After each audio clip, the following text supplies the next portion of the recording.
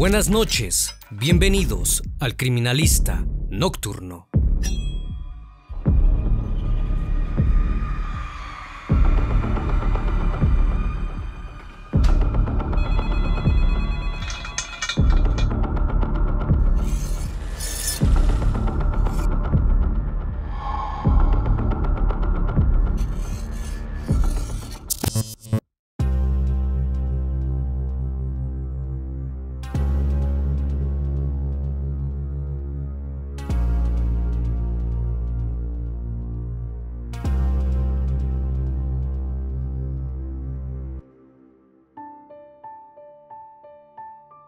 Corría la madrugada del 1 de abril de 1990, en Arizona, Estados Unidos.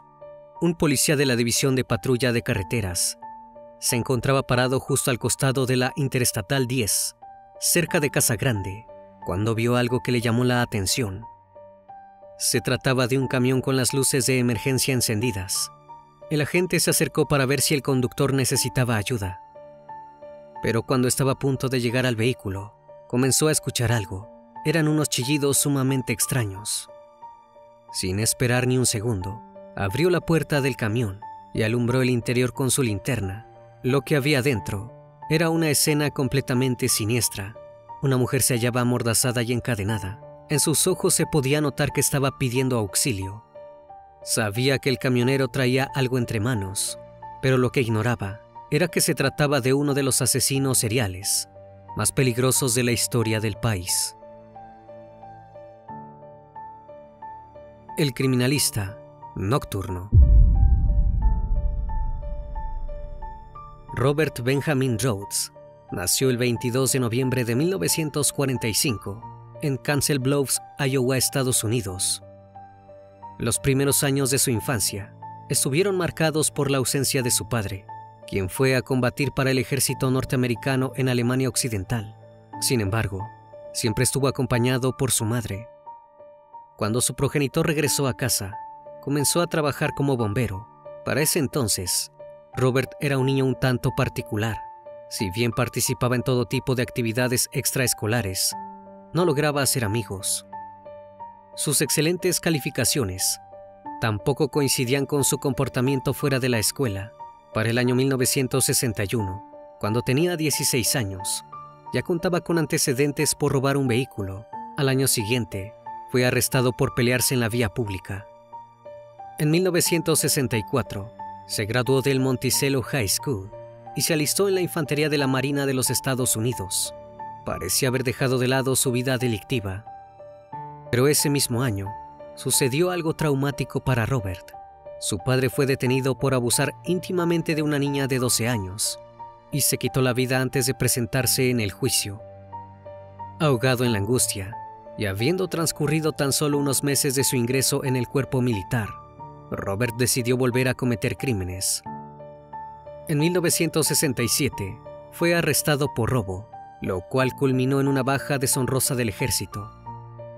En un burdo intento por encaminar nuevamente su vida, Robert asistió a la universidad. No obstante, rápidamente la abandonó.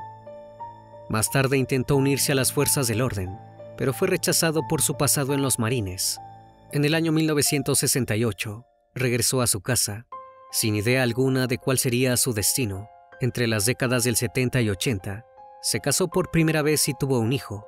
No obstante, el matrimonio acabó en fracaso, sobre todo por la ausencia de Robert como padre. Luego de eso, volvió a contraer nupcias con 2 mujeres más, siendo la última Deborah Rhodes. Mientras tanto, Robert tuvo múltiples oficios. Se desempeñó como empleado en tiendas, restaurantes y supermercados, hasta que finalmente encontró su trabajo ideal, ser camionero de larga distancia, y para esa misma época descubrió algo dentro de él que siempre había estado latente. Se trataba de su gusto por el BDSM. La práctica íntima incluía el bondage, la sumisión, la dominación, el sadismo y sadomasoquismo. En un principio, Robert obligó a Deborah a participar de estos actos, pero no le bastaba con una sola persona. Pronto contrató esclavos para ello y organizó desenfrenos con ellos. Las mismas actividades se volvieron cada vez más intensas. Robert, que para ese momento ya se había ganado el apodo de látigos y cadenas, se vestía de cuero y disfrutaba de infligir dolor. El gusto por la dominación no tardó en extenderse a su vida fuera de la cama. Comenzó a agredir verbal, física e íntimamente de su esposa, llegando incluso a obligarla a participar de los encuentros que realizaba. Pero nada de esto era suficiente, necesitaba ir más allá. Decidió que llevaría la tortura a todo el país, mediante sus viajes como camionero. Para esto, construyó una mazmorra en la parte trasera de la cabina del tráiler, colocó cadenas, correas y ancló cuerdas al techo. También compró pinzas, alfileres, anzuelos y objetos íntimos para utilizarlos durante sus prácticas. Ahora solo le faltaba conseguir víctimas. Resolvió apuntar específicamente a los habitués de las autopistas, damas de compañía y jóvenes haciendo autostop. Al principio, la mayoría de las relaciones fueron consentidas. El primer caso data de 1985 e involucra a una joven llamada Pamela Milliken. Se encontraba haciendo autostop cuando Robert estacionó su camión frente a ella. Le dijo que manejaría hasta Florida y que no tenía problema en llevarla hacia ese lado. Pero una vez que Pamela subió al vehículo, Robert le señaló un letrero en su salpicadero. El mismo decía que quien quisiera viajar debía proporcionarle efectivo, hierba o desenfreno. El traslado no era gratis. La joven aceptó sin reparos, y luego de tener relaciones con Robert, este la dejó en una estación de autobuses. Pero eso tampoco bastaba. Robert deseaba infringir un verdadero dolor, uno que traspasara los límites de las prácticas que realizaba. Así fue como decidió dar el verdadero gran paso. En enero de 1990, Robert se encontraba realizando un viaje de larga distancia cuando divisó una pareja haciendo autostop. Se trataba de Patricia Walsh y su marido, Douglas Iskowski. Ambos tenían 26 años y provenían de Seattle, Washington, ciudad que habían abandonado el año anterior. Les ofreció subir a su camión y llevarlos a su destino, pero solo fueron falsas promesas. Una vez que estaban arriba, Robert asesinó a Douglas de un disparo y arrojó su cuerpo en el condado de Shelton, en Texas.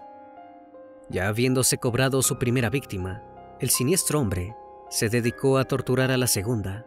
Mantuvo a Patricia cautiva dentro de su camión por más de una semana, en el cual sació sus deseos múltiples veces. Finalmente, aburrido y con ganas de buscar a alguien nuevo para lastimar, Robert la asesinó y tiró su cuerpo en el condado de Millard, en Utah.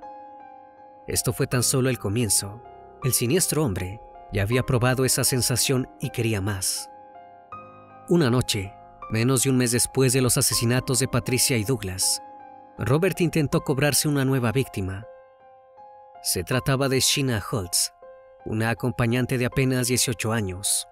La joven se encontraba al costado de la ruta, esperando la llegada de un nuevo cliente, cuando el camión estacionó a su lado. Robert la invitó a subir con él, diciendo que quería compañía. Sheena accedió porque necesitaba el dinero, pero una vez que entró en la parte trasera de la cabina, vio el verdadero horror. Se trataba de un habitáculo, que más bien parecía una mazmorra de tortura. Había cadenas y correas ancladas al techo, además de una innumerable cantidad de instrumentos para infligir dolor.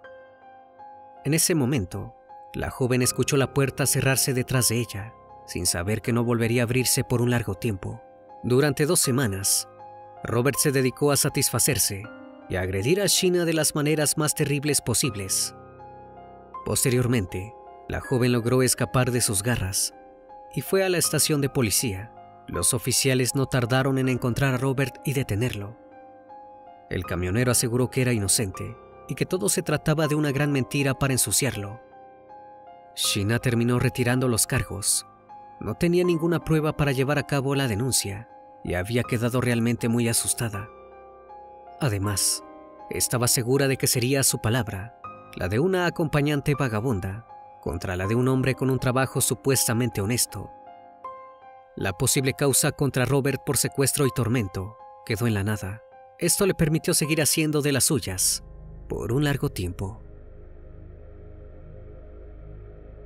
El 3 de febrero de 1990, Robert subió a otra pareja a su camión. Se trataba de Regina K. Walters, de tan solo 14 años, y Ricky Lee Jones, de 20 años. Ambos se habían escapado de su casa ubicada en el suburbio de Pasadena, en Houston, Texas, porque no les permitían estar juntos. Querían formar un hogar, empezar una nueva vida, pero no sabían con quién se habían topado. Robert repitió el mismo procedimiento que con Patricia y Douglas. Disparó a Ricky Lee en la cabeza y se deshizo de su cuerpo en Mississippi. A Regina, por otro lado, la mantuvo retenida durante varias semanas en su mazmorra.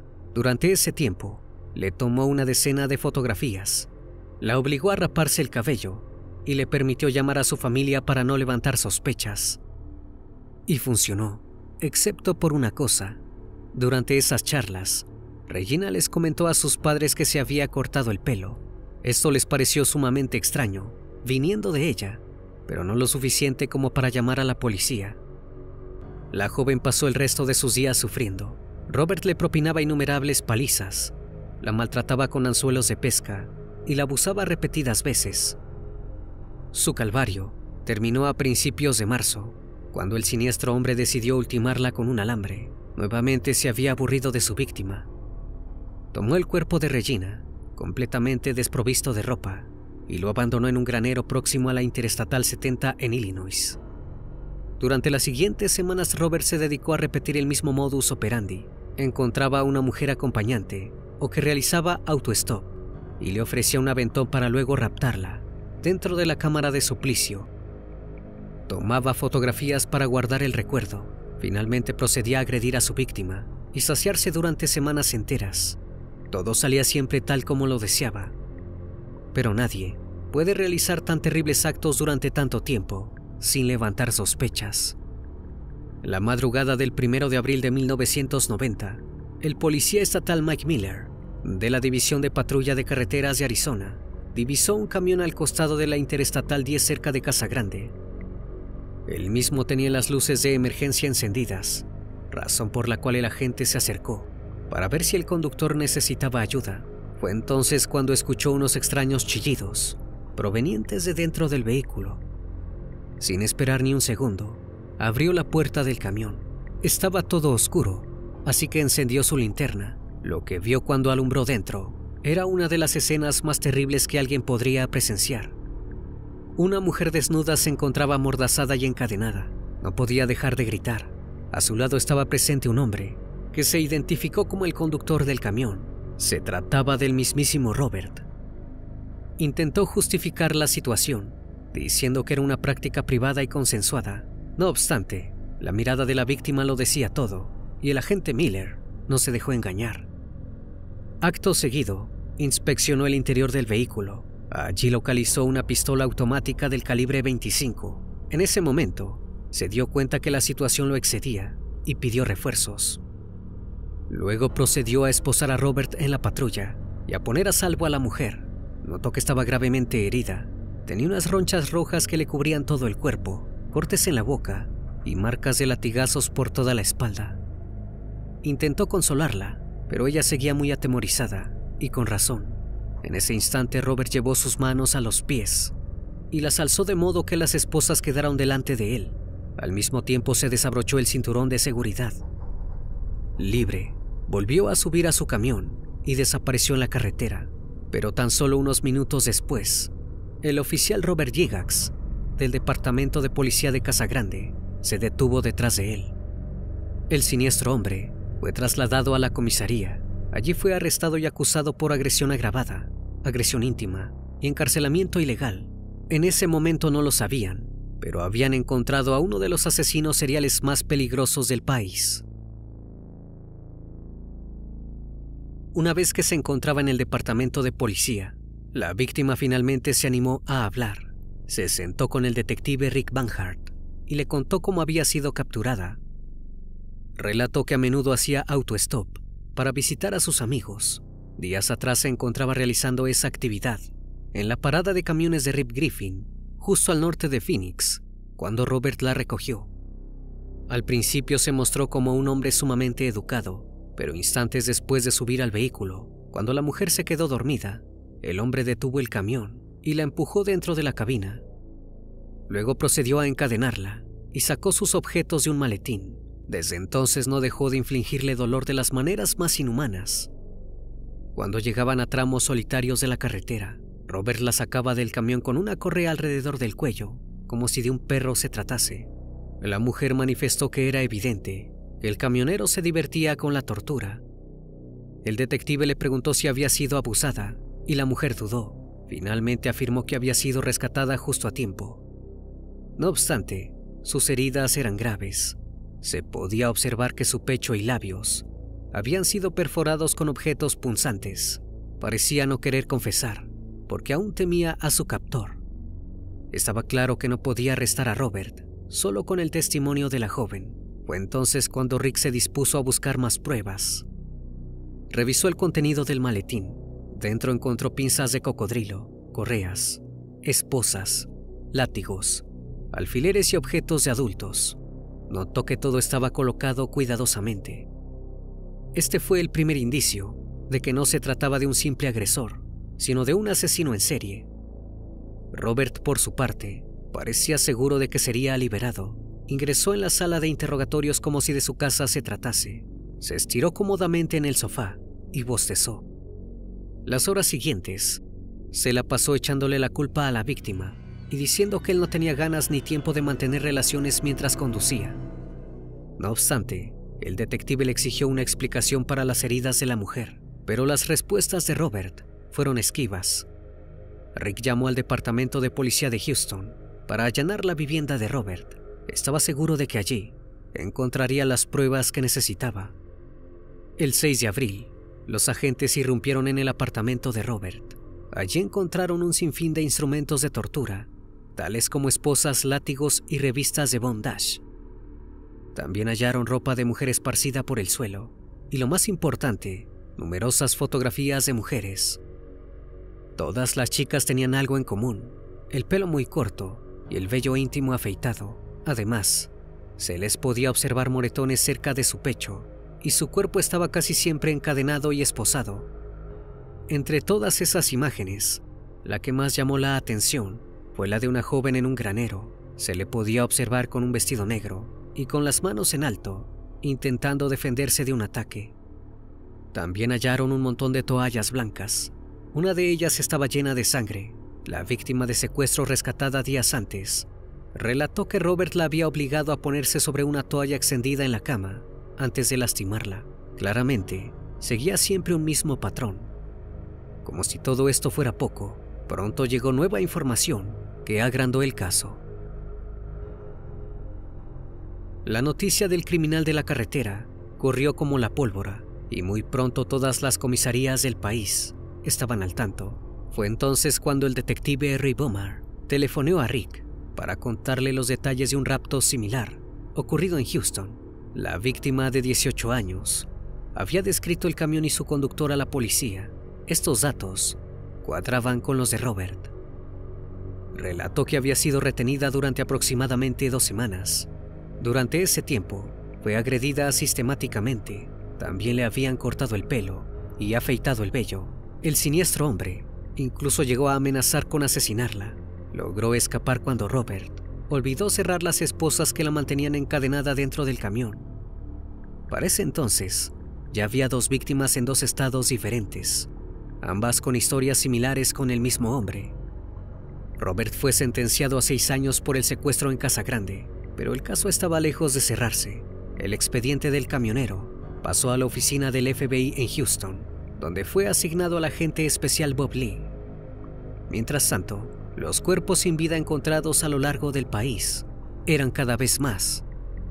En octubre de 1990, unos cazadores de ciervos se encontraban realizando sus actividades en el condado de Miller, ubicado en Utah, cuando descubrieron algo que les quitó la respiración. Se trataba de un esqueleto humano. Sin embargo, la víctima no pudo ser identificada y recibió el nombre de Jane Doe 1. Sus restos fueron guardados en el sótano de la oficina del sheriff del condado de Miller. También fue hallado en Texas, cerca de la Interestatal 10, el cuerpo de un hombre. Tampoco pudieron describir de quién se trataba. La noticia corrió rápido por el sur del país. los representantes del Departamento de Policía del Estado de Utah se comunicaron con sus colegas de la División de Guardabosques de Texas. Pensaban que podría tratarse de un asesino serial. No obstante, la investigación terminó en la nada. A pesar de tener a Robert en la mira, a nadie se le ocurrió relacionar estos decesos con él, hasta que apareció una víctima que lo cambió todo. El 3 de marzo de 1991, casi un año después del allanamiento, Lee escuchó al agente especial Mark Young hablar de un crimen en el condado de Lamar, Mississippi. Un granjero había decidido echar un vistazo al desván de su granero abandonado antes de quemarlo. En ese momento, encontró un cuerpo en estado de descomposición. Rápidamente, dio aviso a la policía. Descubrieron que se trataba de una joven de tan solo 14 años. La necropsia reveló que había sido asesinada con un alambre de achicar que estaba sujeto a una viga de madera. El mismo había sido torcido muchas veces, más allá del punto necesario para el deceso. Gracias a los registros dentales, pudieron identificarla como Regina Walters. La joven provenía de Pasadena, Texas, y había sido vista por última vez en febrero de 1990, cerca de Houston, con su novio Ricky Lee Jones. Rápidamente, Lee relacionó este caso con el de Robert. Le mostró a Young las fotografías donde se podía ver a una joven posando asustada en el granero. Este lugar coincidía con el del hallazgo del cuerpo. Llamaron al padre de Regina para mostrarle la imagen. El hombre no tardó en notar que se trataba de su hija. También relató que había recibido múltiples llamadas en las semanas posteriores a su desaparición. Los agentes compararon los registros de transporte de Robert con las fechas de las llamadas telefónicas rastreadas. La primera llamada al padre de Regina había sido desde un teléfono público en una parada de camiones en la ciudad de Oklahoma, el 16 de marzo. Ese día, Robert había cargado combustible en su camión, en la misma parada de camiones. Para ese entonces, ya estaban en condiciones de asegurar que Robert era un peligroso asesino. En 1994, el camionero vio que el caso en su contra era sólido, y para evitar la pena capital, se declaró culpable del asesinato en primer grado de Regina. Recibió una sentencia de cadena perpetua, sin posibilidad de libertad condicional, y fue enviado al Centro Correccional Menard de Chester, en Illinois. Aún así, el caso estaba lejos de cerrarse. Durante los siguientes años, se pudo dar con la identidad de los restos que fueron hallados en Texas, cerca de la Interestatal 10. Se trataba de Douglas, la primera víctima de Robert. En mayo de 2003, los científicos forenses de la Universidad de Arizona lograron identificar el cuerpo encontrado en Utah en el año 1990. Era Patricia Walsh.